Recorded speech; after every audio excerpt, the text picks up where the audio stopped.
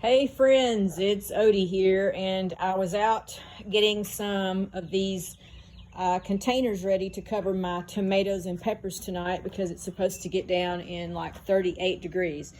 Now, this may not matter if it doesn't frost, but here in East Texas where I live, the last time I didn't think it was going to frost, it certainly did, and it burnt back the one or two tomatoes that I had planted. But now I've got more, and I'm not going to risk it. So this is what I'm doing. This is nothing anybody hasn't thought about, but just in case you're coming across my channel or you're new to gardening, this might give you an idea. These right here they came from big box store, Sam's. You can get them at Costco's, anywhere that sells volumes. And I think animal cookies come in this, or pretzels come in it, big stuff. You could get anything that comes in a big plastic container. And then you got the big water jugs. And so what I do is I just cut the bottom out of them.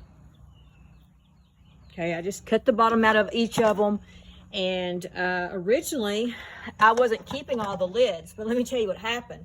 Last time I covered, I had some with lids and some with not, and I put them over my, my little plants, and I thought, that'll be okay. I don't think that's enough room for the frost to hurt them. Well, it burnt the top of my tomatoes. Lesson learned. That was dumb. That was me being lazy, basically.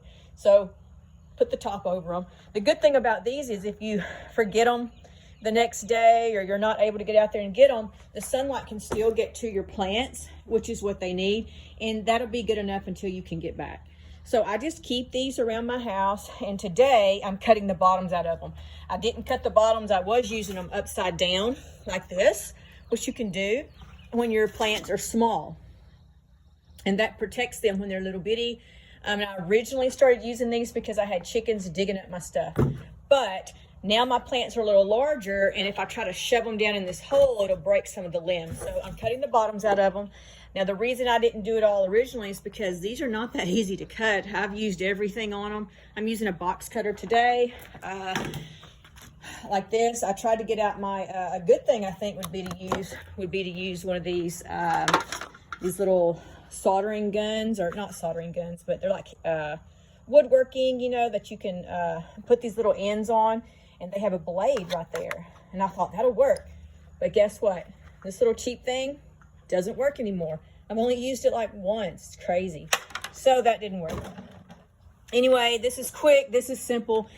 Most people know to do this, but if you are new to gardening, I'm speaking new to gardening, you could get a frost. Again, Easter snap. That's what they always say. So I'm cutting the bottoms out of these, and I got one more to cut right here. I have some already done out in my garden, and then I'm going to go cover my tomatoes and my peppers. The rest of my stuff, onions, potatoes, cabbages, radishes, they're okay. They can handle it. But the tomatoes and the peppers, they don't like it, and they can't handle a frost, and I'm not risking it.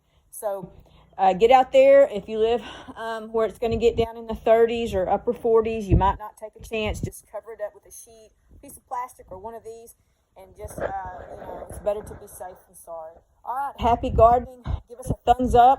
I'm getting ready. I'm trying to do this as fast as I can because I'm going to watch the NCAA championship ladies. I'm not sure who I'm rooting for. All right, have a good one.